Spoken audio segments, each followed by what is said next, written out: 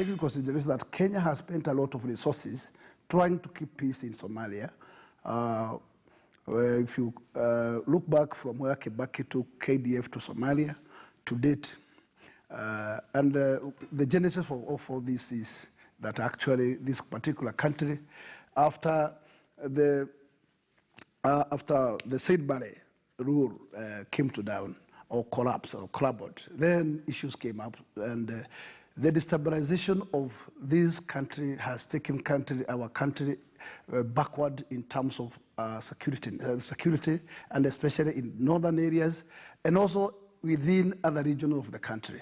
Terrorism has been a word of the day, and we have experienced various number of bombings, terrorism in Garissa, everywhere, Mombasa, Nairobi, and this is a very serious case in terms of the secureness of our country. Having the situation today that actually there's a declaration of loose or cutting of diplomatic ties. It tells you that it brings some more and more bias or piling of this aspect of relationship.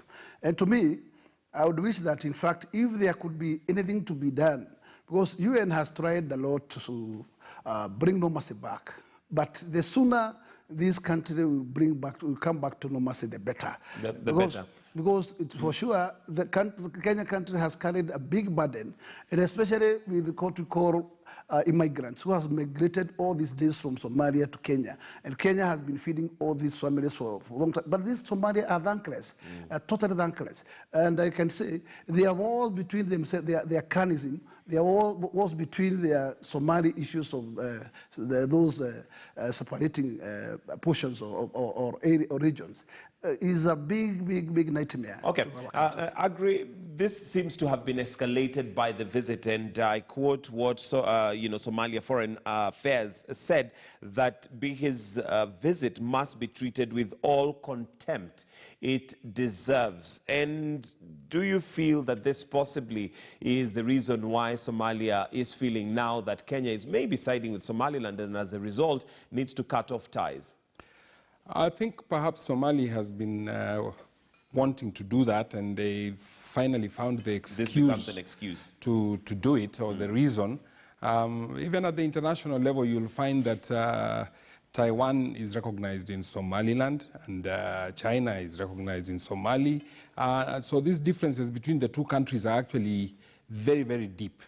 And I think Kenya, in this particular case, I think we are just being dragged into something that really has nothing to do with us. All right, we'll wait and see. That is a developing story right there. At 1 a.m., there was a tweet that was sent out that Kenya and Somali have no ties. And looking at that tweet, they did ask that all ambassadors in Somalia to leave Somalia within 7 days. They're also going to recall all the ambassadors from Kenya. So that remains to be seen what that means. Of course, this is in the midst of the Somaliland President, Musa Bihi, who is in the country for a 3-day state visit. He landed on the 13th of December and is still in the country. And this, of course, is, as this develops, let's wait and see how that is going to go. We do know that Somaliland and Somalia have been at war and at loggerheads, with Somalia claiming that Somaliland does not, or rather Somaliland claiming that Somalia does not recognize its sovereignty. And Kenya seems to have been dragged into that war. So that's a developing story, and we certainly are going to keep you posted as we get more information on that. But for now, we'd like to look at the dailies, and I think we'll go straight to the local dailies, given that time is fast spent, and we'll look at the Standard, where we have the headline as Kings and Queens of Political Jabs. And these are those politicians who do not hold back anything they have to say, regardless of how corrosive it may be, as they say it. And we do know that even as we focus on Msambweni, we have the ODM Secretary General Edwin Sifuna, who was on a war of words with Aisha Jumwa, the Malindi Member of Parliament, not too long ago. But this, of course, the Standard is highlighting some politicians who literally have a very callous tongue and will not fear to say what they have to say. But let me start with you, Mheshimiwa, particularly given that you're a politician. This is unfortunate that our politics gets down to very personal abuse and very, things that you not even want to have your children listen as politicians speak. And, the challenge is to you politicians, why do we have to go this way rather than discuss intelligent, matters? What I can say, it's unfortunate that there is a class of politicians who does not care whether they have families back in their mind or whether they does not have. Because I believe that this is an individual character. And you find that not every other politician is of the same characteristic, but there are a number of who does not care. But to me, I would say it is very important as a leader to lead by example. And having been the leader, you require to be at least somebody who can be able to leave mark behind. And you cannot be able to leave mark behind if what you are teaching your followers is a behavior of that kind of every time it is insults, every other time it is incitement, every other time it is drama. What would you say brings us to that point where we are so personal as opposed to talking about, the plans and the objectives that we have for our constituencies or our counties? We go down to a point where politicians literally just unmask each other on a personal level. I believe sometimes we tend to forget what we are saying, because during politics or during what we call campaigns, we need to sell what we call products, because you know what you want to do to the people you are owing vote from. But we change our tone from that and we move to a direction where you feel that what is very sweet and what can be bought very easily is those loose tongues when you keep putting what we call mudsliding to your opponent. And this to me, it is nothing, it is of no help, but I think with the time, it is something that's supposed to be completed out of our politician mind. Agri, maybe let me bring you into the debate and your thoughts on this. You may not be a politician, but there certainly is an underlying current that we have as a country whereby rather than talk about ideas, rather than talk about things that are developmental, we end up on personal, politics and abuses. What do you think is the reason for this and how do we move away from that? Firstly, I'd like to at least appreciate the fact that the mainstream media did not circulate some of the clips that came out on this matter. But however, they are widely available on social media. And it was quite despicable just to listen to them. And by this matter, you mean between Aisha Jumwa and Edwin Sifuna? Correct. And I would like to say that this just again brings us to look at our values and the sort of decay, because what you see, unfortunately, is not an isolated incident.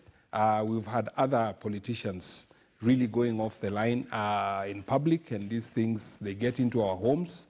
You sometimes are with your either children or other relatives, and it's just a bit embarrassing that this can happen. But I think it addresses all the things I have been mentioning before. We need to really get back to our values. We need to remember that when we are leaders, we are role models. It seems not to happen. So the question is, what is it that brings us there? Is it that the electorate is so eager for entertainment? We have an ear that would just like to hear entertainment as opposed to hearing what our leaders really have to bring on the table. What is the reason? No, I think it's a corrosive problem that has crept on us over the years to an extent whereby our ethical and moral values are at a low bar. The fact that nothing really will happen after what you have seen, the fact that we have the National Integration and Commission for Cohesion, they will look at these things. I sympathize with them because I think they do try their best, but they don't have any teeth. So the political class, the section of them that have decided they'll do what they want, no, that there will be no repercussions. All right, Unfortunately, this percolates right down to the family when we are at home, and it has long-term implications. All right, and some might argue maybe it's the other way around. It comes from the family coming up, so maybe this is just a reflection of who we are, and God help us as we get closer and closer to 2022, because if nothing is done, of course, this is likely to escalate. But let's just sidestep that. In page 2 of the Standard, we have the puzzle of City Hall's huge black hole.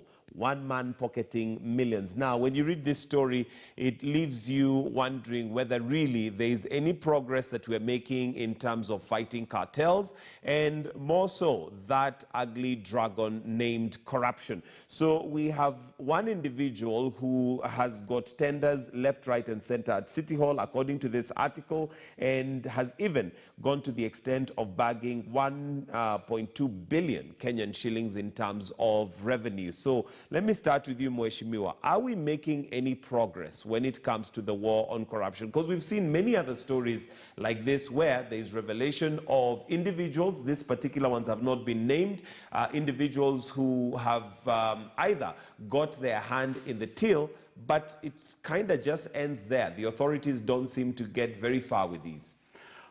My take on this is that it's not a crime for any single supplier or a contractor to own such a magnitude kind of 1.3 billion project if it has followed a prudent process. Because if you have gone through procurement procedures all up to the end, and you manage to get or to award yourself about that kind of lump sum value of projects, I don't think it's a crime. The crime is when it appears now that some of the projects are surprise that are never found, simply like briefcase supplies, and that's where we get wrong. Because if this kind of number of amounts of money. So are you saying that you don't have a problem with the fact that even if this, even one individual is able to have 5 or 4 contracts that he's running pretty much himself? You find that okay? What I can say is that we have what we call procurement procedures. And if the procurement procedures are followed to the letter, gives somebody a product of, the end product of maybe a billion project or contract. Following that procedure, I don't find even if he's got 5 contracts, the problem is that to you seems okay. The problem is only when it appears this fellow has various number of companies, and it's like he collates with all these companies to maneuver to get all these particular projects. It tells that it's a cartel. But if it was a procedure that's not a cartel, he cannot be able to get this kind of a product at the end of the day. Because following a little procedure, this fellow cannot be able to get 10 projects at a go. It's not possible. All right. All right, and I'll request that we take a short break right here, but when we come back, maybe I'll give you, Agre, an opportunity to just let us know what your thoughts are on whether we really are winning that war on corruption. Also, look at a few more stories on the dailies before we also change focus and take a look at Msambweni, where they're going to the polls today. For now, let's take a short break. We'll be right back.